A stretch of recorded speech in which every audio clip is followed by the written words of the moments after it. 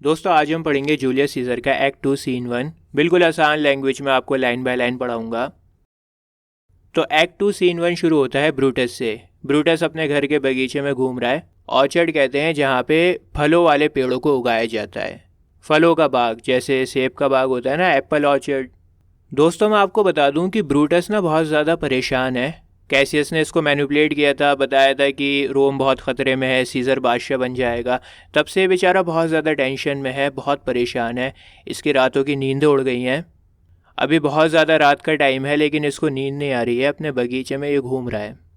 देखो कंट्री से बहुत ज़्यादा मोहब्बत करता है ये, और इसको ऐसा लगने लगा है कि सीज़र रोम के लिए बहुत बड़ा ख़तरा बनने जा रहा है। इस वजह से बहुत बेचैन है।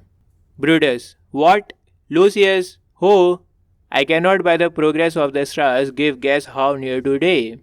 दोस्तों लूसियस ब्रूटस का सर्वेंट है, तो ब्रूटस कहता है हेलो लूसियस, कहाँ पर हो तुम? मैं सितारों को देखकर ये पता नहीं लगा पा रहा हूँ कि सुबह होने में अभी कितना टाइम बचा है।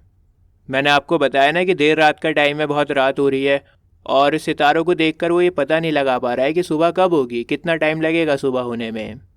तो अपने नौकर को बुला रहा है कि लूसियस कहाँ पर हो तुम? देखो आपको अगर याद होगा लास्ट सीन में हमने देखा था कि मौसम बहुत ज़्यादा ख़राब था, बिजली कड़क रही थी, अंधेरा हो रहा था। तो मौसम ख़राब होने की वजह से वो पता नहीं लगा पा रहा है कि सुबह होने में कितना टाइम लगेगा। उसको बड़ी दिक्कत हो रही है सितारों को देखने में। Lucius, I would it were my fall to sleep so soundly when Lucius when awake I say what Lucius. Lucius तुम कहाँ पर हो? काश मेरे अंदर भी एक कमज़ोरी होती कि मैं भी गहरी नींद सो सकता। जितनी गहरी नींद तुम सो रहे हो ना लूसियस, काश मेरे अंदर भी एक कमज़ोरी होती कि मैं भी आराम से गहरी नींद में सो पाता। आओ लूसियस, लूसियस, अरे जाग जाओ लूसियस। दोस्तों अब लूसियस आता है स्टेज के ऊपर। Lucius, called you my Lord? My Lord, आपने मुझे बुलाया? Brutus, get me a taper in my study, Lucius. When it is lighted, come and call me here. हाँ लूसियस, एक काम करो यार, मेरे स्टडी रूम में ना कैंडल जलाओ जाके, और जब वो कैंडल जल जाए तो फिर मुझे बुला लेना आके। टेपर का मतलब होता है कैंडल, मोमबत्ती, और स्टडी से मतलब यहाँ पर है स्टडी रूम। तो कहता है स्टडी रूम में जाओ, कैंडल जलाओ, और जब वो कैंडल जल जाए तो मुझे बुला लेना। Lucius, I will my lord. ठीक है माय लॉर्ड, जैसा आपने बताया वैसा कर देता हूँ। और इसके बाद लूसियस वहाँ से चला गया कैंडल जलाने के लिए। Brutus, it must be by his death. Brutus अपने आप से बोलता है, कहता है कि सीजर को जान से ही मारना पड़ेगा। अब एक ही रास्ता बचा है कि सीजर को मरना होगा। And for my I know no personal cause to spurn at him, but for the general he would be crowned. अगर मेरी बात करी जाए पर्सनली, अगर मैं अपनी बात करूं, तो मैं सीज़र को कोई भी नुकसान नहीं पहुंचाना चाहता, उसको कोई मारना नहीं चाहता मैं। सीज़र बादशाह बनना चाहता है, रोम के लोगों के लिए ख़तरा है वो। ठीक है, बोलता है कि मैं तो नहीं मारना चाहता हूँ सीज़र को, लेकिन अब उसको राजा बनना है, इस वजह से रोम की भलाई के लिए उसको मरना होगा। How that might change his nature, there is the question. अब सवाल यह है कि राजा बन के वो कितना बदलेगा। दोस्तों मैं आपको बताऊं होता क्या है, जब एकदम से पावर आती है ना, पावर आती है, पैसा आता है या शोहरत आती है, तो इंसान के तेवर बदल जाते हैं। बहुत कम ही लोग होते हैं दुनिया में जो एक जैसे रहते हैं। तो यहाँ पर सवाल यह है कि सीज़र कितना बदलेगा।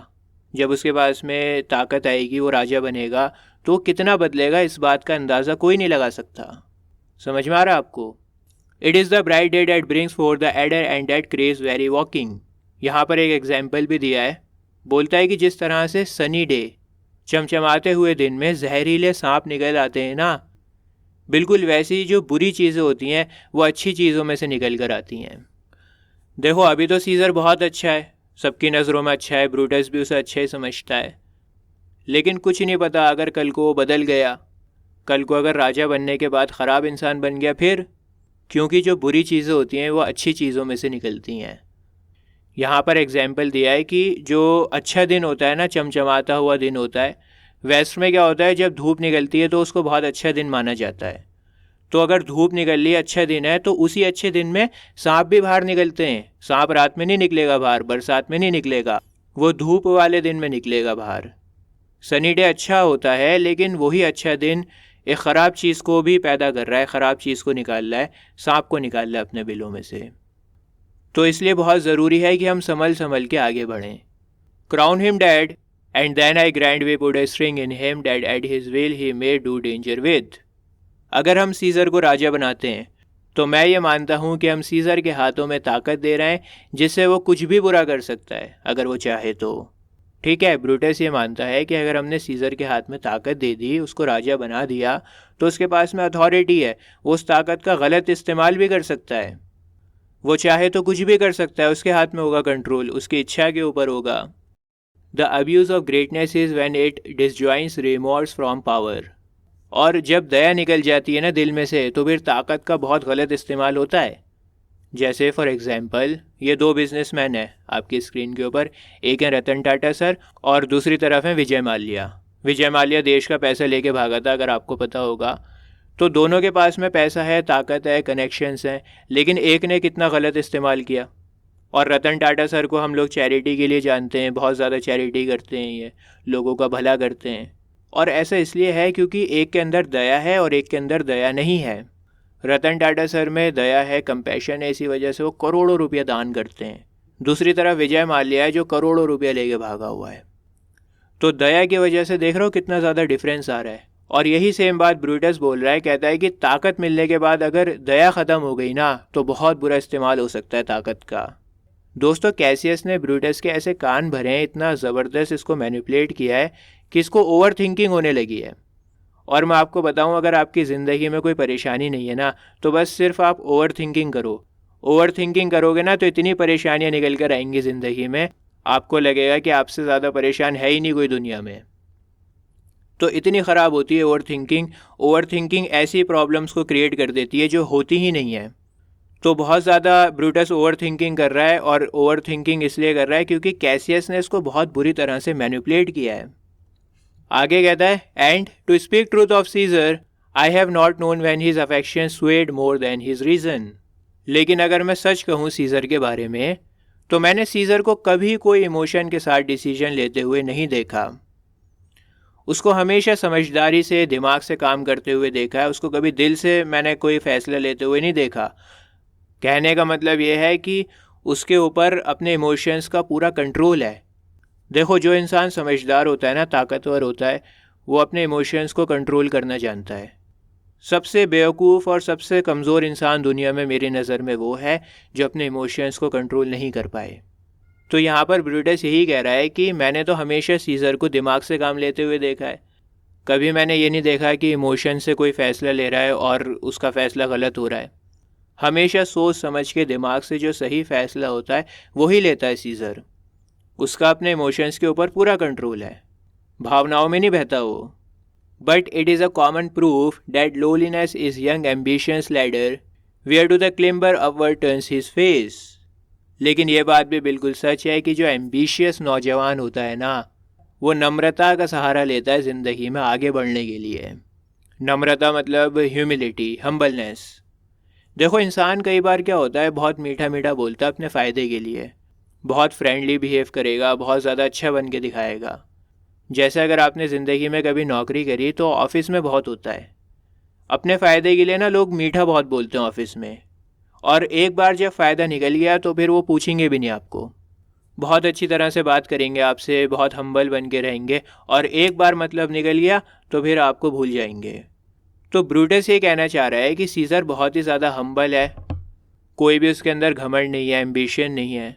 लेकिन मसला ये है कि ये जो नौजवान लोग होते हैं, ये हम्बलनेस का सहारा लेते हैं, ये अपने आप को बहुत अच्छा दिखाते हैं ताकि ये ज़िंदगी में आगे बढ़ सकें, और एक बार ये आगे बढ़ गए तो फिर ये आपको पूछेंगे भी नहीं। But when he once attains the upmost round he then unto the ladder turns his back, looks in the clouds, scorning the base degrees by which he did ascend, so Caesar may. और फिर जब वो लोग ऊपर पहुंच जाते हैं, ज़िंदगी में तरक्की हो जाती है उनकी, तो फिर वो लोग उन लोगों को भूल जाते हैं जिनकी वजह से उनकी ज़िंदगी में तरक्की हुई है। जैसे आज आप लोगों की वजह से इंग्लिश फॉर ऑल लिटरेचर में हिंदुस्तान के सबसे बड़े चैनल्स में से एक है, लेकिन अगर मैं इस पोजीशन पर आके आप लोगों की बात नहीं सुनूं, आप लोगों के लिए वीडियोस नहीं बनाऊं, महंगे महंगे कोर्सेज आप लोगों को बेचना शुरू कर दूं, तो ये होता है सांप, जो अपना असली चेहरा तब दिखाता है जब उसका काम निकल जाता है। उसको जो चाहिए वो मिल जाए और फिर वो अपना असली रंग दिखाता है। पीछे मुड़कर ये नहीं देखता कि किन लोगों ने उसकी मदद करी है। और ब्रूटस को यहाँ पर यही शक है कि कहीं सीज़र भी ऐसा ना बन जाए। अभी तो सीज़र बहुत अच्छी तरह से बिहेव कर रहा है, लेकिन कल को अगर वो बादशाह बन गया तब उसका असली रंग देखने को ना मिले, कहीं राजा बनने के बाद वो बदल ना जाए। Then lest he may prevent and since the quarrel will bear no colour for the thing he is fashion it thus that what he is augmented run to these and these extremities. मतलब यह है कि starting में अगर कोई चीज़ दिक्कत कर रही है, कोई तकलीफ़ है, कोई बीमारी है, तो उसको तभी रोक दो। स्टार्टिंग में रोक दोगे ना तो दिक्कत नहीं होगी, आराम से रुक जाएगी वो चीज़। लेकिन अगर एक बार डैमेज हो गया तो फिर उस डैमेज को रिपेयर करना बड़ा मुश्किल हो जाता है। जैसा आपका अगर थोड़ा सा पेट निकला है, स्टार्टिंग में अगर उसको रोक लोगे तो रुक जाएगा वो, एक बार आगे निकल गया फिर बड़ा मुश्किल होगा उसको अंदर करना। और यही सेम बात ब्रूटस भी बोल रहा है यहाँ पे। कहता है कि हमें एक्शन लेना पड़ेगा, आज जो सीज़र है उसके लिए नहीं, कल जो सीज़र बन सकता है उसके लिए एक्शन लेना पड़ेगा। आज के सीज़र के लिए एक्शन नहीं लेना, कल के सीज़र के लिए एक्शन लेना पड़ेगा। We must act now not because what he is today but what he could become tomorrow. देखो मैं आपको समझाता हूँ, ताकत और शोहरत होती है ना, जब दिमाग पे चढ़ती है ना इंसान के, तो इंसान बदल जाता है, बहुत सारे इंसान बदल जाते हैं। और यही ख़तरा ब्रूटस को सता रहा है यहाँ पे। बोलता है कि हमें आज के सीज़र के लिए एक्शन नहीं लेना, आज का सीज़र तो बढ़िया है, कोई ख़तरनाक नहीं है, अच्छी आदत का है, लेकिन कल ये जो बन सकता है, इसके दिमाग पर अगर ताकत चढ़ गई, शोहरत का भूत सवार हो गया, और कल को जो ये सीज़र बन सकता है उसके लिए हमें एक्शन लेना पड़ेगा। कल को अगर वो बहुत बड़ा बन गया, ताकतवर बन गया, राजा बन गया, तो बड़ा मुश्किल हो जाएगा उसको कंट्रोल कर पाना, फिर नहीं आने वाला वो कंट्रोल में। तो इसी वजह से अभी लेना पड़ेगा action. And therefore think him as a serpent's egg which hatched would as his kind grow mischievous and kill him in the shell. और इसीलिए हमें सीज़र को सांप के अंडे की तरह देखना चाहिए। एक बार अगर सांप के अंडे में से सांप बाहर निकल गया तो फिर बहुत ख़तरनाक हो जाएगा। जिस तरह से सांप ख़तरनाक हो जाएगा, बिल्कुल वैसे ही सीज़र भी ख़तरनाक हो सकता है। और इसी वजह से हमें सांप को अंडे से बाहर निकलने से पहले ख़त्म करना होगा। अगर कोई परेशानी दिख रही है तो उसको शुरुआत में ख़त्म कर दो, एक बार अगर बड़ी हो गई तो बड़ी दिक्कत होगी। देखो सीज़र को आज की डेट में ख़त्म करना आसान है, लेकिन अगर सीज़र एक बार बादशाह बन गया तो फिर उसको कंट्रोल करना बहुत मुश्किल हो जाएगा। तो हमें जो आज का सीज़र है उसकी वजह से उसे नहीं मारना, कल वो जो बन सकता है उसके लिए उसे मारना है। जैसे सांप का अंडा होता है ना भाई, सांप के अंडे से तो किसी को कोई परेशानी नहीं है, कोई ख़तरा नहीं है, लेकिन फिर भी आप सांप के अंडे को फोड़ोगे क्योंकि आपको पता है कि इसमें से सांप निकलेगा बाहर और सांप बहुत ख़तरनाक होता है, तो आप उसको फोड़ दोगे। ब्रूटस अपने आप से बातें कर ही रहा होता है, तभी वहाँ पर उसका नौकर लूसियस आता है। Lucius, the table burneth in your closet sir. Sir, मैंने आपके स्टडी रूम में कैंडल को जला दिया है। Searching the window for a flint I found this paper, the sealed up, and I am sure it did not lie there when I went to bed. Gives him a letter. दोस्तों, flint एक पत्थर होता है जिससे ना आग लगाई जाती है, रगड़ रगड़ के आग लगाई जाती है। इससे पुराने ज़माने में आपने देखा होगा, पत्थर से पत्थर टकरा के आग को लगाया जाता था। तो लूसियस आगे बताता है कि सर, मैं तो फ्लिंट पत्थर को ढूंढ रहा था खिड़की पर, वहाँ पर मुझे एक पेपर मिला। ये पेपर सील्ड है और मैं यकीन के साथ कह सकता हूँ कि जब मैं सोने के लिए जा रहा था ना, तो ये पेपर वहाँ पे नहीं था, विंडो पे नहीं था। कहने का मतलब ये है कि अभी अभी डाला है किसी ने, क्योंकि जब मैं जा रहा था सोने के लिए तो ये पेपर नहीं था वहाँ पे, तो ये अभी डाला है किसी ने रात में। इसके बाद में लूसियस वो लेटर ब्रूटस को दे देता है। दोस्तों, याद है आपको आखिरी सीन में हमने देखा था कैसियस ने सिना को कहा था पेपर डालने के लिए, और कहा था कि एक पेपर ब्रूटस की खिड़की पर भी फेंक देना। तो वही पेपर लूसियस ने ब्रूटस को लाके दिया है। Brutus, get you to bed again, it is not day, is not tomorrow boy, the ides of March. ठीक है, तुम जाओ आराम करो दोबारा से, अभी दिन नहीं निकला, रात है, आराम करो। अच्छा एक बात बताओ बेटा, कल 15 मार्च है क्या? आइट्स ऑफ मार्च का मतलब है 15 मार्च। तो पूछ रहा है कि कल 15 मार्च है क्या? Lucius, I know not sir, मुझे नहीं पता सर कि 15 मार्च है या नहीं। Brutus, look in the calendar and bring me word. अच्छा तो फिर तुम जाओ कैलेंडर में देखो और फिर मुझे बताओ। Lucius, I will sir. ठीक है सर, मैं देखूंगा। इसके बाद लूसियस वहाँ से चला गया। Brutus, the exhalations whizzing in the air give so much light that I may read by them. Brutus के हाथ में लेटर है और रात का टाइम है, लेकिन ब्रूटस कहता है कि मौसम ऐसा हो रहा है, रात में भी ऐसी लाइट है कि मैं इस रात की लाइट में लेटर को पढ़ सकूं। बिजली कड़क रही थी ना, हमने देखा था, मौसम ख़राब हो रहा था, तारे टूट रहे थे, तो इस मौसम में वो पढ़ सकता है लेटर को रात में भी।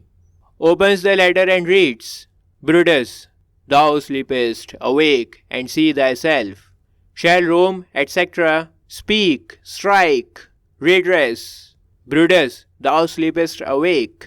अब लेटर को खोल के पढ़ता है। लेटर में लिखा था, ब्रूटस तुम सो रहे हो, जागो और जाग के देखो कि आखिर तुम हो कौन। देखो कैसियस ने लेटर को इस तरह से लिखा है कि इसको पढ़ के ब्रूटस को सेल्फ इम्पॉर्टेंट फील हो, उसको लगे कि उसके हाथ में बहुत बड़ी रिस्पॉन्सिबिलिटी है और उसको एक्शन लेना ही पड़े, वो इम्पॉर्टेंट फील करे, उसको लगे कि हाँ ये मेरी रिस्पॉन्सिबिलिटी है कि मैं रोम को बचाऊँ आके। तो लेटर में लिखा है कि जागो और देखो तुम आखिर हो कौन, क्या रोम, अधूरा सेंटेंस लिखा हुआ है यहाँ पे, क्या रोम, और इसके बाद लिखा हुआ है बोलो, हमला करो और बुरे को ठीक करो। ब्रूटस तुम सो रहे हो, जागो। देखो अधूरा सेंटेंस तब लिखा जाता है ताकि आप खुद से सोचो कि रोम के साथ क्या हो सकता है। शैल रोम एटसेट्रा जो लिखा हुआ है ना, ये अधूरा सेंटेंस है। देखो अधूरा सेंटेंस जानबूझ के इसलिए लिखा गया है ताकि ब्रूटस अपनी ओवर थिंकिंग करे, ओवर थिंकिंग से इस सेंटेंस को पूरा करे और खुद से खुद कुछ ना कुछ उल्टा सोच ले। Such instigations have been often dropped where I have took them up. दोस्तों ब्रूटस लेटर को भी पढ़ रहा है और अपने आप से भी बातें कर रहा है। तो यहाँ पर वो अपने आप से कह रहा है, कहता है कि यार इस तरह के लेटर तो मुझे पहले भी मिल चुके हैं, पहली बार तो मैं नहीं पढ़ रहा इस तरह का लेटर। ये लेटर्स वहाँ पे रखे जाते हैं जहाँ से मुझे मिल सकें। इसका मतलब क्या है कि ब्रूटस कैसियस के लिखे हुए लेटर्स को पहले भी पढ़ चुका है। कैसियस ने बहुत सारे अलग अलग हैंडराइटिंग्स में लेटर्स को लिखा था, अलग अलग जगहों पे फेंका था। अब दोबारा से ब्रूटस को एक और लेटर मिला है उसकी खिड़की पे, जिसको वो पढ़ रहा है और पढ़ के कहता है कि इस तरह के लेटर्स तो मैं पहले भी पढ़ चुका हूँ। ब्रूटस आगे लेटर को पढ़ता है, शैल रोम एटसेट्रा, दोबारा से अधूरा सेंटेंस छोड़ा। मैंने बताया ना आपको कि अधूरा सेंटेंस इसलिए लिखा जाता है ताकि आप ओवर थिंकिंग करो, ओवर थिंकिंग करके पूरा सेंटेंस करो और ख़ुद ही कुछ गलत सोच लो। तो लिखा है क्या रोम, thus must I piece it out, shall Rome stand under one man's awe? What, Rome? Ancestors did from the streets of Rome the Tarquin drive when he was called a king। दोस्तों मैंने आपको बताया ना कि Brutus letter भी पढ़ रहा है और अपने आप से भी बातें कर रहा है। तो जो सेंटेंस इनकम्प्लीट लिखा हुआ था शैल रोम एटसेट्रा, उस सेंटेंस को पढ़ के ब्रूटस अपने आप से बोलता है, कहता है कि इस थॉट को मुझे पूरा करना होगा, जो अधूरा थॉट लिखा हुआ है शैल रोम, इसको पूरा करना होगा। मैंने आपको बताया ना कि कैसियस ने इस तरह से लेटर को लिखा है ताकि ब्रूटस और ज़्यादा ओवर थिंकिंग करने लगे, और ओवर थिंकिंग से क्या होता है, फेक सिनेरियोज बनने लगते हैं। तो ब्रूटस कहता है कि अगर मैं ये थॉट पूरा करूं तो दिमाग में ये आ रहा है कि क्या रोम को सिर्फ एक ही इंसान चलाएगा, मतलब क्या रोम की सारी ताकत जूलियस सीजर के हाथों में चली जाएगी? क्या सच में ऐसा होगा रोम के साथ? कहने का मतलब यह है कि क्या रोम में मोनार्की आ जाएगी? मोनार्की मतलब जब एक ही बादशाह होता है, एक ही लीडर होता है और उसका कहना आपको मानना पड़ता है। रोम में मोनार्की नहीं थी, रोम रिपब्लिक था, 3 लोग मिलकर चलाते थे रोम को, लेकिन अब सिर्फ जूलियस सीजर बचा है। ब्रूटस आगे कहता है कि मेरे जो एंसेस्टर्स थे ना, एंसेस्टर्स कहते हैं पूर्वजों को, तो बोलता है कि मेरे एंसेस्टर्स टारक्विन से लड़े थे। टारक्विन बहुत ही बदमाश बादशाह हुआ करता था और इसको टारक्विन द प्राउड कहा जाता था। तो जिस तरह से हमारे पूर्वजों ने टारक्विन से रोम को बचाया था, बिल्कुल वैसे ही मुझे भी रोम को बचाना होगा। किससे बचाना होगा? जूलियस सीजर से बचाना होगा। Speak, strike, redress. अब दोबारा से लेटर पढ़ने लगा। लेटर में लिखा है स्पीक, स्ट्राइक, रेड्रेस। आवाज़ उठानी पड़ेगी, हमला करना होगा और गलत को सही करना होगा। Am I entered to speak and strike? O Rome, I make thee promise, if the redress will follow, thou receive thy full petition at the hand of Brutus। अब दोबारा से अपने आप से बातें कर रहा है ब्रूटस, बोलता है कि ये लेटर मुझे बोल रहा है कि मैं आवाज़ उठाऊं, हमला करूं। ओ रोम, रोम मैं तुमसे वादा करता हूं कि अगर हमला करने से रोम दोबारा से रिपब्लिक बन जाता है तो फिर चाहे जो करना पड़े मैं करने के लिए तैयार हूं, अपने हाथों से हमला करूंगा। ठीक है, मैंने आपको समझाया ना कि रोम रिपब्लिक था, 3 लोग मिलके चलाते थे रोम को, लेकिन अगर जूलियस सीजर बादशाह बन गया रोम का तो फिर रोम रिपब्लिक नहीं रहेगा, रोम बन जाएगा मोनार्की। मोनार्की में सिर्फ एक ही लीडर होता है और जो फैसला उसने कर दिया उसको मानना पड़ेगा सभी को। तो कहता है कि अगर मेरे हमला करने से रोम दोबारा से रिपब्लिक बन जाता है तो फिर चाहे जो मुझे करना पड़े मैं करने के लिए तैयार हूँ। दोस्तों इसी दौरान लूसियस दोबारा से आता है स्टेज के ऊपर। Lucius, sir March is wasted 14 days. Lucius आगे बताता है कि सर 14 डेज गुजर गए मार्च के। कहने का मतलब ये है कि कल 15th डे है मार्च का, 14 दिन गुजर गए हैं, अब 15वां दिन है कल। आपको याद है सूससेयर जो भविष्यवाणी करता है, उसने कहा था जूलियस सीजर से कि 15 मार्च को सावधान रहना। इसी दौरान खटखटाने की आवाज़ आती है, कोई आया है ब्रूटस के घर पे। Brutus, it is good, go to the gate, somebody knocks. Brutus कहता है अच्छी बात है, जाओ गेट पे देखो जाके कौन है, कोई खटखटा रहा है। इसके बाद लूसियस चला जाता है गेट पे देखने के लिए कि कौन आया है। Brutus, since Cassius first did whet me against Caesar I have not slept.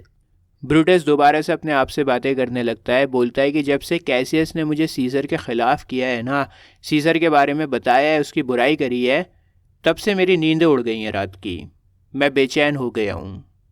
Between the acting of a dreadful thing and the first motion all the interim is like a phantasma or a hideous dream.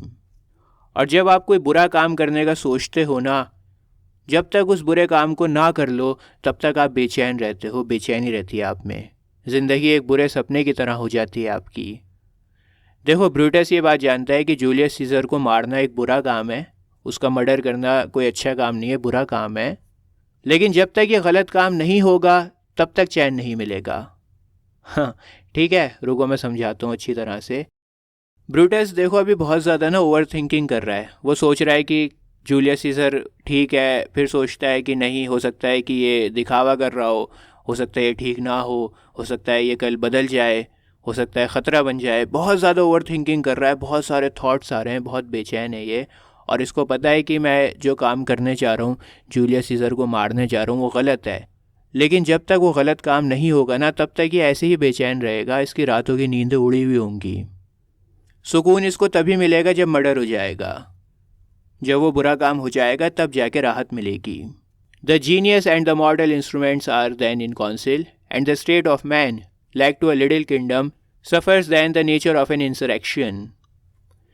यार ये lines बहुत ही ज़्यादा powerful हैं और बहुत गहराई है इन बातों में, और इन लाइंस को ट्रांसलेट करना अपने आप में बड़ा मुश्किल काम है।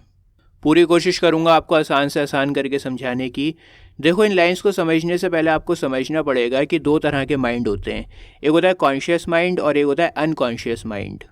मैं आपको एक एग्जांपल से समझाता हूँ। आप रोज़ सुबह उठते हो, उठकर आप डायरेक्ट वॉशरूम में जाते हो, ब्रश करते हो, कपड़े वगैरह पहनते हो, नहाते हो, धोते हो। ज़िंदगी में अभी तक आपने ये काम सोच समझ के नहीं किया। कभी आपने ब्रश सोच के करा है कि मुझे कैसे ब्रश करना है? कभी नहीं किया, खुद ब खुद हो जाता है ना। ध्यान भी नहीं होता वहाँ पे, ध्यान कहीं और पर होता है, लेकिन आप ब्रश कर रहे होते हो। तो वो आपकी एक हैबिट बन गई है। खाना खाते हुए कभी सोचना पड़ता है कि कैसे खाना खाना है। तो जो काम ऑटो पायलट मोड पर होता है ना, जो बिना सोचे करते हो आप लोग, आपकी हैबिट होती है, वो होती है अनकॉन्शियस माइंड में।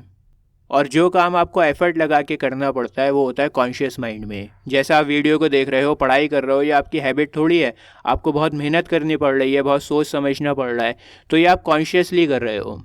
लेकिन अगर आपको नाखून चबाने की आदत हो गई, पेन चबाते हो क्लास में, या फिर टांगे हिलाते रहते हो, बालों को संवारते रहते हो, ये सब काम अनकॉन्शियस माइंड आपसे करवाता है। आपको पता भी नहीं लगता, सोचना भी नहीं पड़ता, खुद ब खुद ये काम करते हो आप।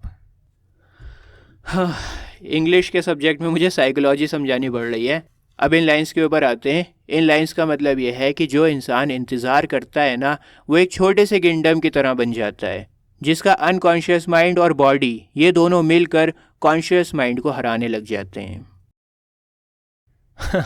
यार शेक्सपियर भी ना, रुको समझाता हूँ। जैसे मान लो आप अपने करियर डिसाइड नहीं कर पा रहे हो, बहुत कंफ्यूज हो, बहुत परेशान हो, समझ में नहीं आ रहा कि क्या करूँ क्या ना करूँ। फाइनली आपने डिसाइड किया कि मैं डॉक्टर बनूंगा। अब जब तक आप किसी मेडिकल कॉलेज में एडमिशन नहीं लोगे ना, तब तक आपका माइंड परेशान रहेगा।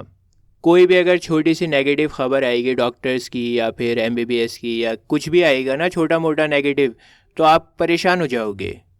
आपका माइंड कंफ्यूज रहेगा, परेशान रहेगा। लेकिन जिस दिन आपने एडमिशन ले लिया ना, उस दिन आप रिलैक्स हो जाओगे।